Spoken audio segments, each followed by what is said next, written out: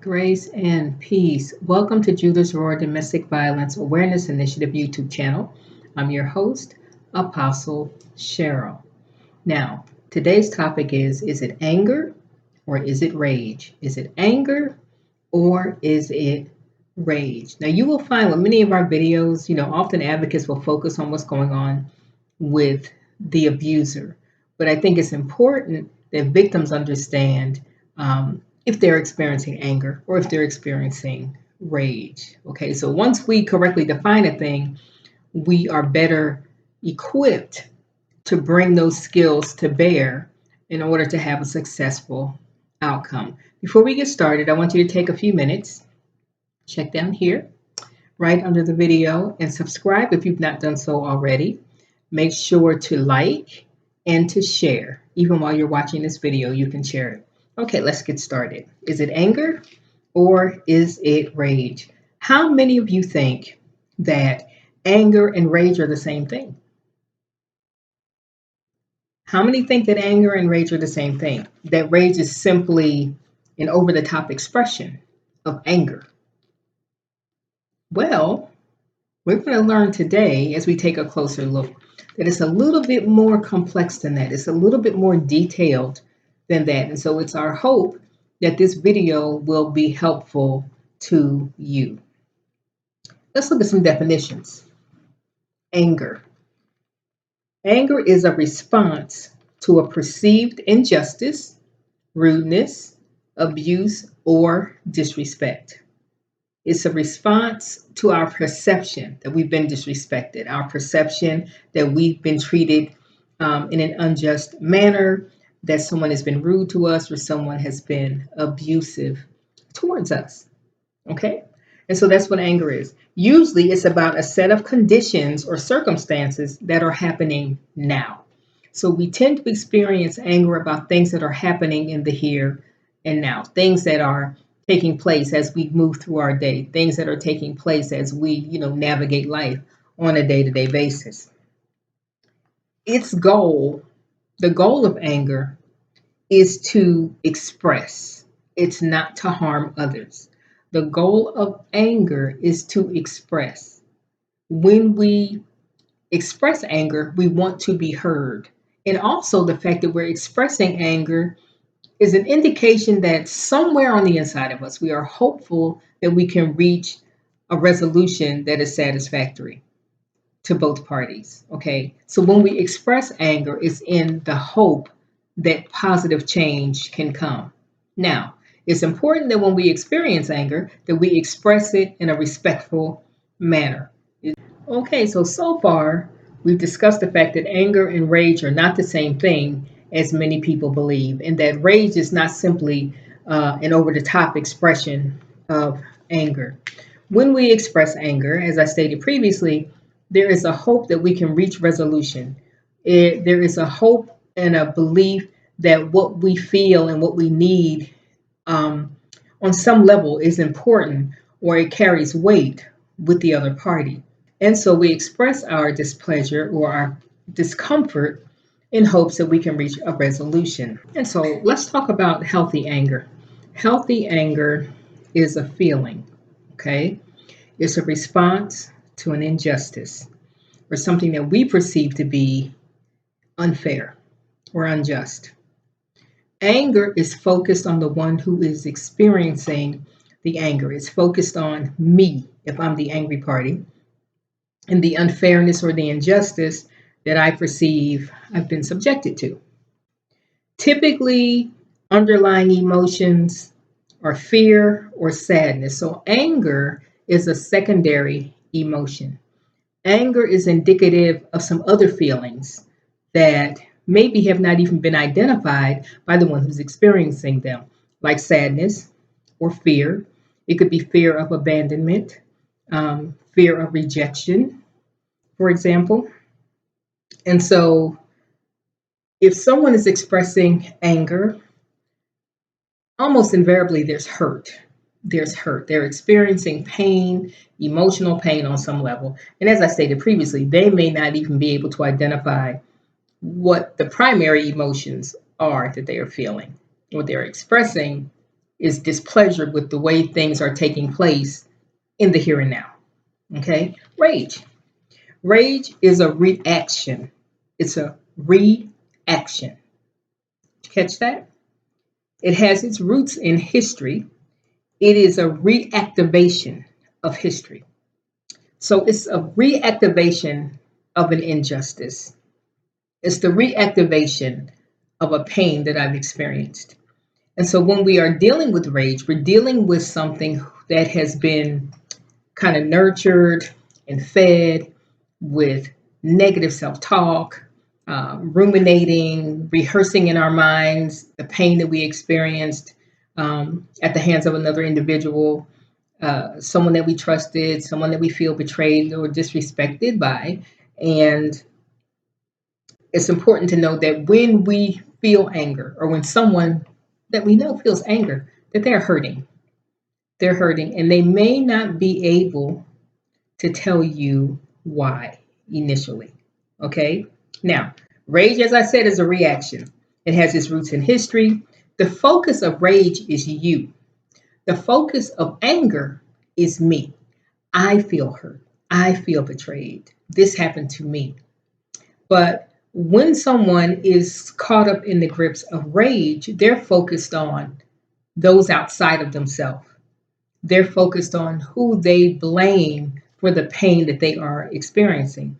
And they are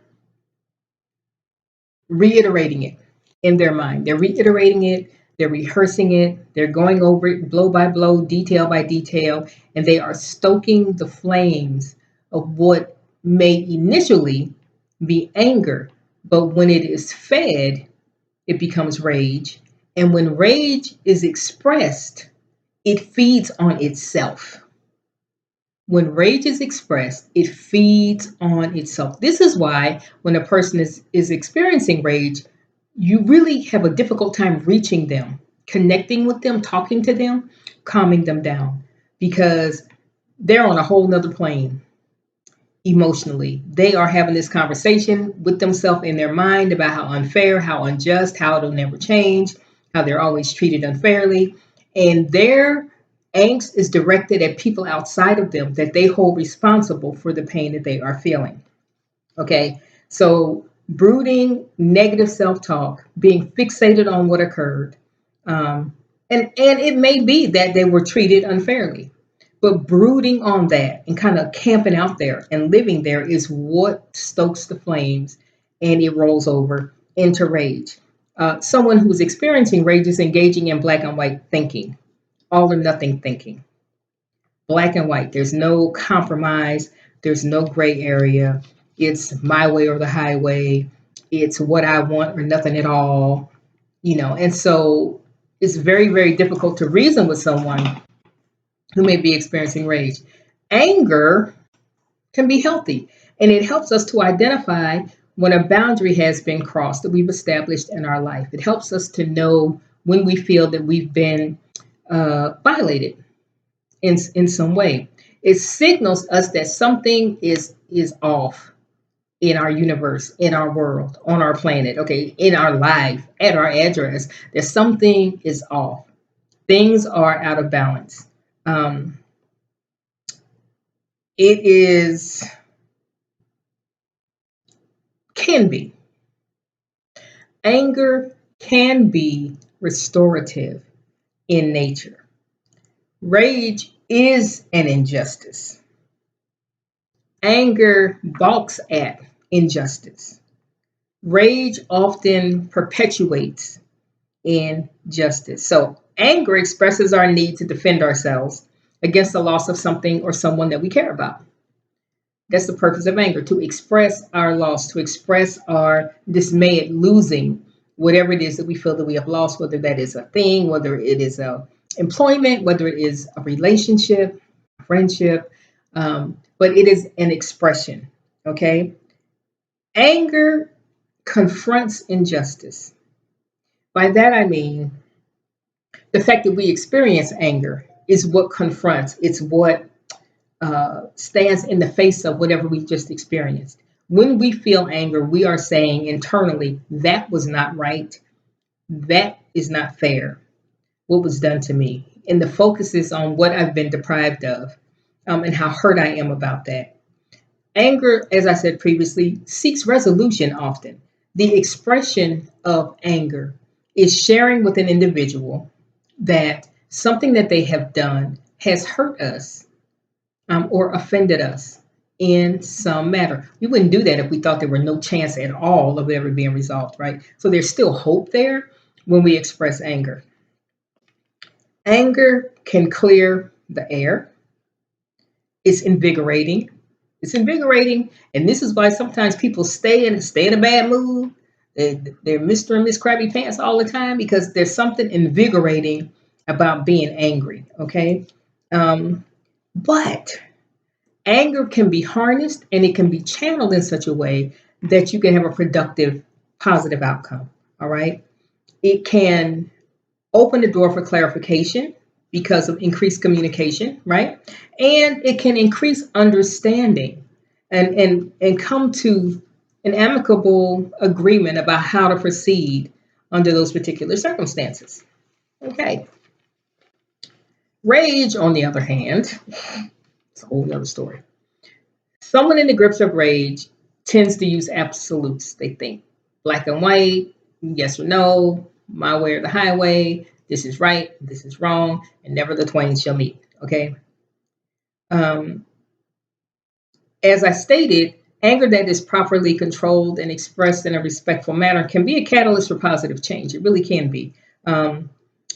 Because when it is expressed in a positive and respectful manner, it can draw people to us and cause them to want to resolve the issue with us because now we are sharing our feelings. We're not acting like we don't have feelings at all about whatever just transpired. We are sharing with them how we've been impacted by what they've just done or what they've just said or what they failed to do. Rage, on the other hand, forces people away from us because it is caustic and it is dangerous. And people know that. They can sense that there's no reasoning with a person that is gripped with rage, that even trying to have a conversation with them could be dangerous. Could be dangerous, depending on how much rage they are experiencing and how long they've been feeding it. Okay. The goal of rage is not to increase understanding or for us to all join hands together and sing kumbaya. The goal of rage is retribution. The goal of rage is sometimes retaliation. The goal of rage is to cause others to feel what we have been caused to feel in our own minds. Okay. We feel that they've caused us to feel X, Y, and Z. We want them to experience the same pain. Okay. So rage, most of the time, in and of itself, is an injustice. Anger is indicative of an injustice, a perceived injustice having taken place. Rage in and of itself usually is an injustice and brings further harm to others. And it's insatiable. It's insatiable. It's never enough. It's when a person is gripped with rage, there's never enough punishment. There's never enough angst. There's never enough pain. And because when it's expressed, it feeds on itself. It just continues to cycle and cycle and cycle. Okay. Rage serves to conceal what an individual is feeling because the focus is concentrated on the other party. In a situation in which rage is present, the focus is on the other party and what either they did or what they failed to do, which is in the mind of the person experiencing the rage, the whole reason that there's a problem at all. If you had done this or if you had not done that, then I would not be feeling what I am feeling. Rage is depleting and it is exhausting. It usually brings harm to others, and the goal is retribution, retaliation, or destruction. As I said, anger can be a positive thing. Ephesians 4:26 says, "Be ye angry, but sin not."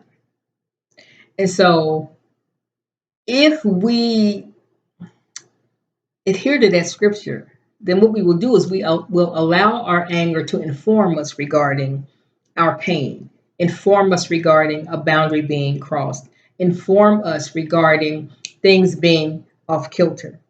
And then we can be intentional about expressing our discomfort, expressing our pain to the other party.